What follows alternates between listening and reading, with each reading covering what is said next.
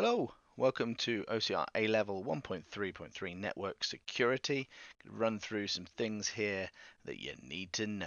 Let's get stuck in. So, video lesson advice, as always, please do the suggested thinking. Pause the video when I ask you to do so. Make sure you've got a pen and paper ready and do those exercises.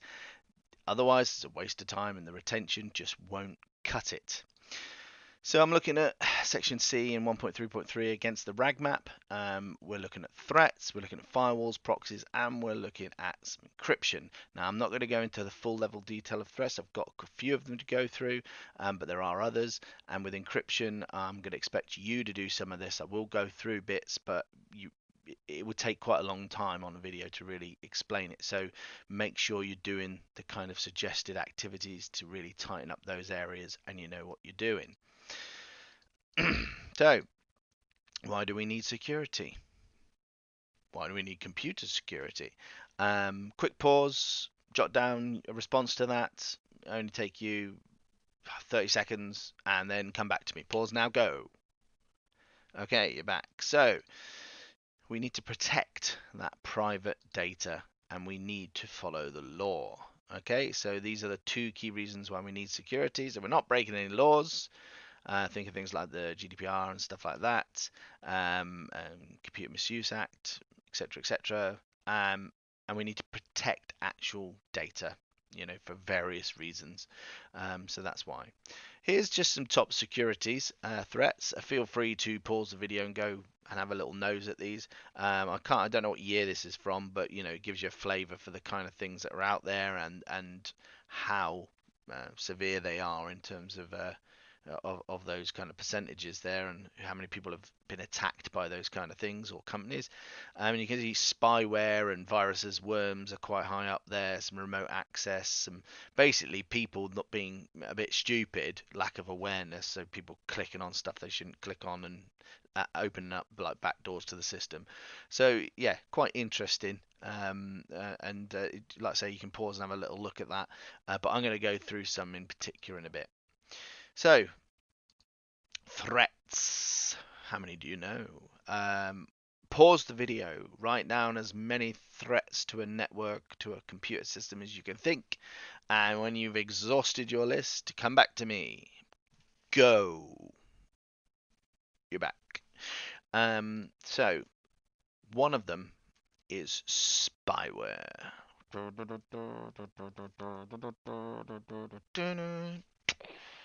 Don't ask me why I did that. I just fancied it.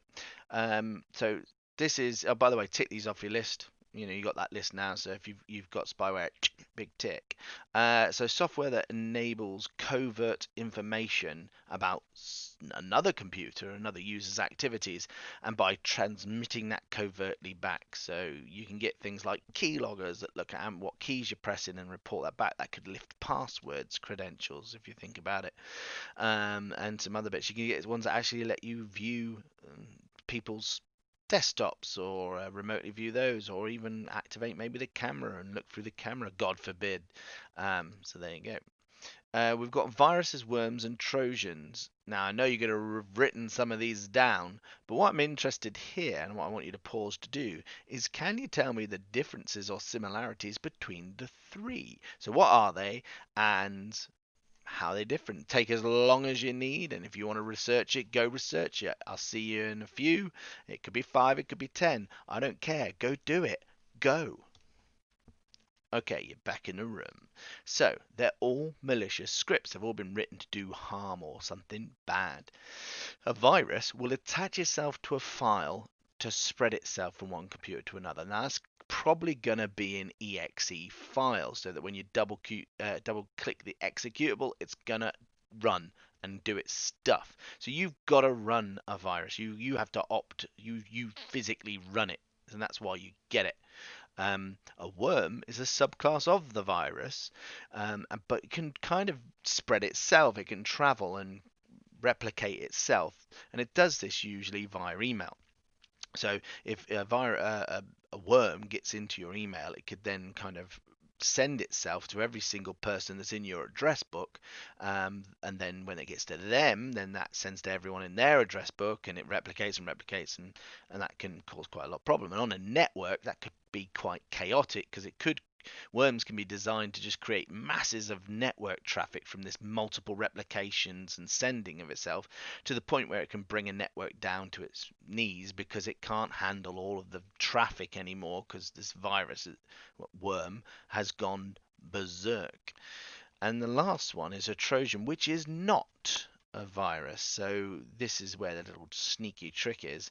It comes from the Trojan horse, and you should be aware of the tale, I would imagine, where they built a big old Greeks built a big old wooden horse because they couldn't beat down the walls of Troy, and instead they hid a small army inside a big wooden horse, and then the rest of the army left. And then when the Trojans woke up and went, "Oh, a gift," and then dragged it in the gates, and then when it got to night time, the Trojan horse opened up, and loads of this army came out and killed all the soldiers, and took it over. So the idea here is the program's kind of the same. It looks like something that's genuine that should do one thing, but actually it's a nasty thing in disguise. So it doesn't replicate. It just usually kind of is going to do a destructive thing. It could just open like a backdoor entry to the system, or it could do something really, really nasty. But that's what a Trojan is. So we've got different types of attacks. Here's some for you. I want you to pause the video and I want you to kind of write a line or two on what you think each of these kinds of attacks is. If you want to research it and spend a few moments on it, then do so. But come back to me only when you have had a go or had a look at these things. Off you go. And you're back. So we've got passive and active attack. Difference here is passive attack tends to be kind of a surveillance kind of attack using things like packet sniffers, and it's really just looking for things in a covert way to kind of grab them and lift them without anyone's real knowledge. An active attack is more likely to be using a piece of malware like the aforementioned kind of viruses and whatnot to cause destructive damage to a system, to a targeted system. Now, brute force attack is usually a piece of software or a bot that is trying to probably break through some kind of password protection by using a trial and error process. So it'll be a bot that will probably spam through the most 10,000 most common passwords in a couple of seconds. And so if you've got password which is password 1 or QWERTY or 123456, it's going to smash through your password in no time. We could stop that, of course, by using things like restrictive limited amount of attempts. So after 3 bad attempts it freezes you and all that stuff, and that's why you have it, is to stop these kind of programs getting in. And the final one, a denial of service or a distributed denial of service attack, is where you have one or many, that's the difference between denial of service and distributed, is from several points, where you have computers targeting like say a server or a web server or whatever they're targeting, and they absolutely ram it and spam it full of requests to the point where it's flooded, and that's the term that they use, and it can't handle actually the legitimate real requests, so it just brings that kind of functionality down for that server or that website or whatever has been targeted, so it just doesn't function anymore. And that's what that kind of attack is. You can, like I say, read round these because I'm going quite quickly, but in the interest of keeping the video short, you can do the extra footwork, okay? So social engineering. Pause the video. I want you to tell me what social engineering is, and can you give me an example of social engineering? So what is it, and can you give me an example? Right, pause the video, go. And you're back. So it's the manipulation of the individual, the user. So we're not messing with the computer now, we're messing with the person using the computer. So we're trying to get their confidence, get their trust, so that they think that we are somebody who maybe we are not. It might be I phone you up and I say, this is Steve from IT services. We've got a bit of an issue with the computers. I need you to deploy a piece of software, which actually you're opening up a back door for them by doing this thing because you think they're Steve from IT, but actually they're not. They're Barry. and then he's a bad boy and he wants to get on your system and nick some stuff. And it's fraudulent. It could be the doorway to some theft or destruction. So yeah, not a good thing. We've got other examples like phishing and baiting. Feel free to look at these up in detail, but phishing is kind of an email-based attack where it will say, "Oh, it's PayPal. You need to log in because we've had a security breach. So log in. Click this link, which isn't us." If you're an idiot. But that works. People click on these things. Baiting is more of it's an attack that where a form of social engineering where you probably leave something like a USB stick where it can be found, so that someone's like, oh, a USB stick, oh, free USB stick, so they then plug it into their device. But there's obviously some kind of nastiness on it which will deploy itself when you then double click something that's on the USB stick, and then it will deploy it to the machine. So that's baiting someone. And so there's some rather clever ways that people will do things to manipulate the individuals and get what they want.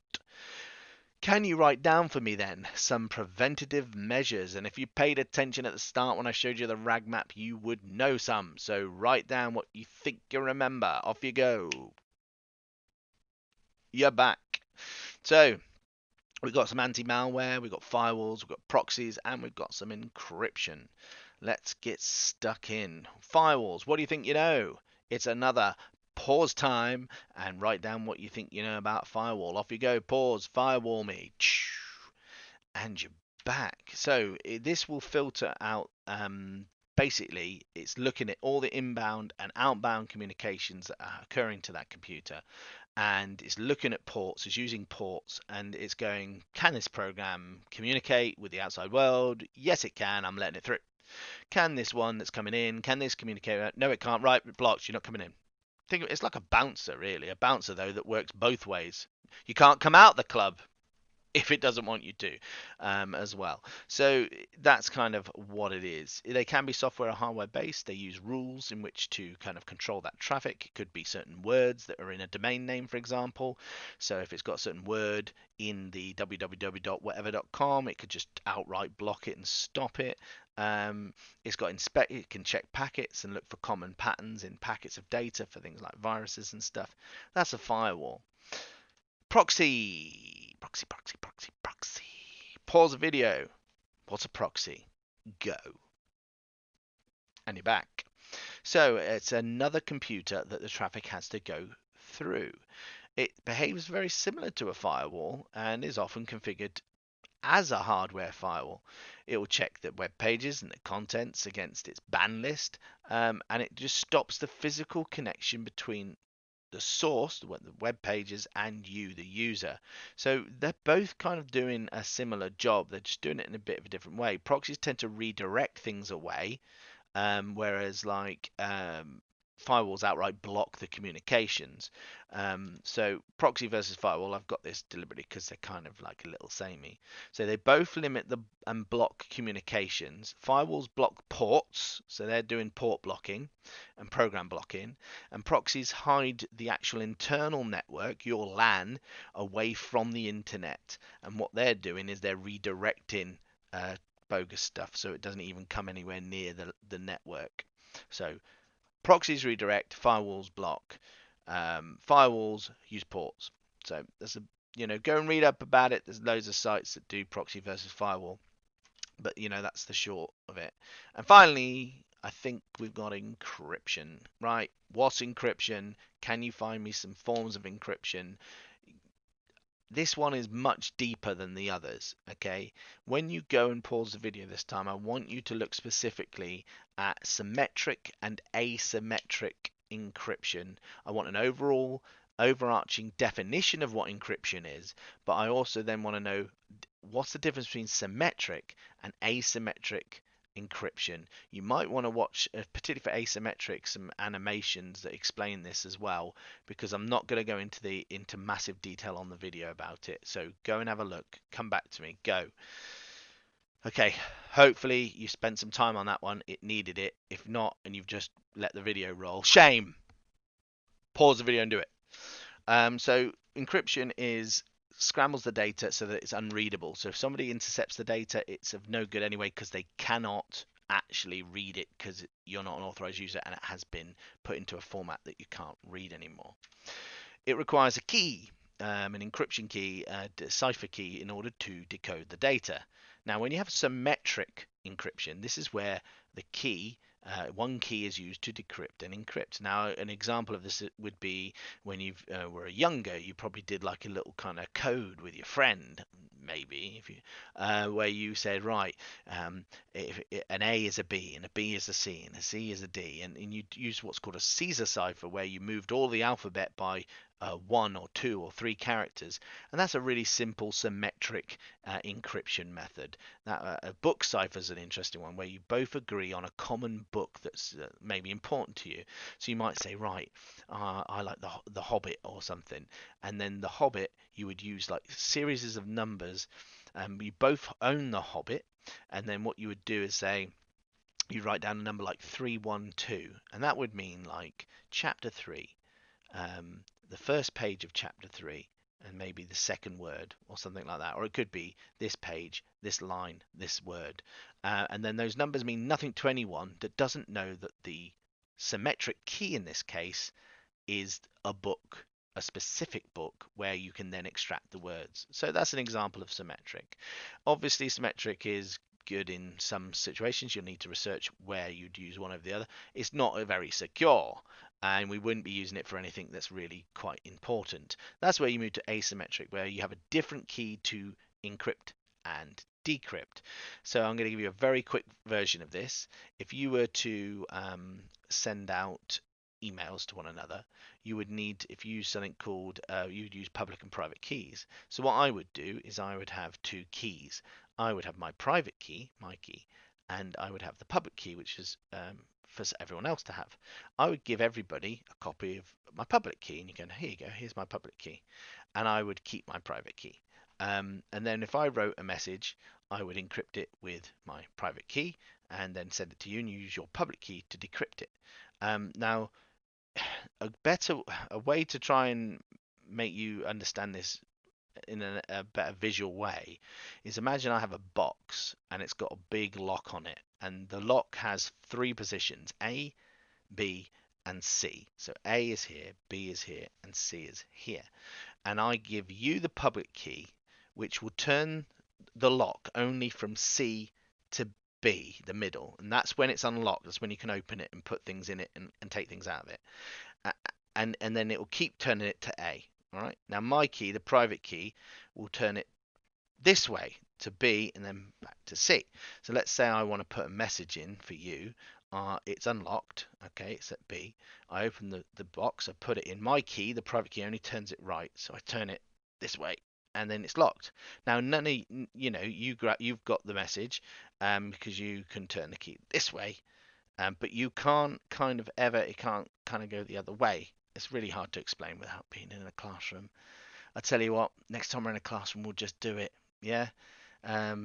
Because without being in front of you and seeing your little faces going, I just don't know what you can understand from me or not, and I don't know what you've read. So go and look at it, and if you don't get it still, the next time we're in a classroom, I will go through this again, all right? So that's all the stuff. Sorry about the encryption stuff being a little bit spinny. It is hard to explain when you're under the camera, trying to explain something complicated. But I tried to do my best. Until I next see you or talk to you, take care. All the best. Stay safe.